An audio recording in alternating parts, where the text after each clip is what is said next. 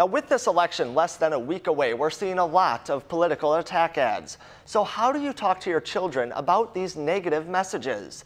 NBC 26's Stacey Engebretson has some advice from an expert. We try to teach our children to be honest and kind. So when election ads start slinging mud, your kids may ask some tough questions. From front yards to your living room. I'll lower taxes and keep fighting for you. What's best for our kids is what's best for our state. The candidates and outside groups are making their final push. Honestly, I get pretty sick of it.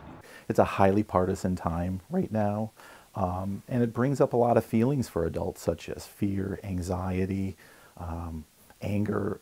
And Scott Radke at Catalpa Health says your children are watching.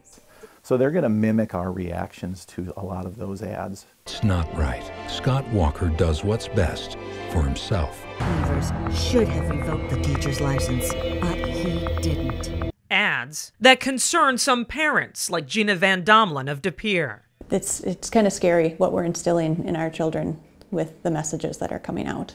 Messages. Higher sales taxes, higher income taxes, higher energy taxes. Leah Vukmir supports letting insurance companies go back to denying coverage to people with pre-existing conditions. Some of them are mean. That have Van Domelen's 9-year-old daughter wondering, why were they ever invented? Questions like these can come during election season. Radke works at a children's mental health clinic in the Fox Cities. And I think communication's the key. Because without that, kids are going to come to conclusions based on what they see and hear. Radke suggests reinforcing beliefs. What values do we have as a family? What do we expect from each other in terms of how we handle anger, frustration? And that's our expectation. And a lot of times that might be different than what we're seeing on the TV. For older kids, I think you can have more of that dialogue, why we vote, why we have the positions we do as a family. With the charged political climate, Tony Evers is ready to raise our taxes. I'll cut taxes for middle-class families by 10%. Radke advises monitoring your children's behavior. Times like it could turn into affecting relationships. It could lead to maybe bullying behavior. So important to really understand what's going on at school. He says it's an opportunity to talk about how to handle disagreements in a healthy way.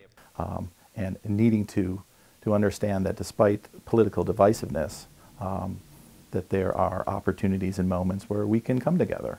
But for now, the insurance companies deny coverage for pre-existing conditions. They sent billions of dollars to the world's #1 state sponsor of terror. No, you just got to try to tell your kids to stay positive and, ignore the negativity. Parents like Nick Kozlowski and Van Domelen are sticking to monitoring what their children watch. And these ads? It's just such an evil undertone. It's so negative. Aren't making the cut. Radke says even after the election is over, you should still have a conversation with your kids to make sure they're not experiencing anxiety over their newly elected leaders who may have been portrayed in ads as unworthy or unfit for their position of power. Keeping you connected, Stacey Engebretson, NBC 26.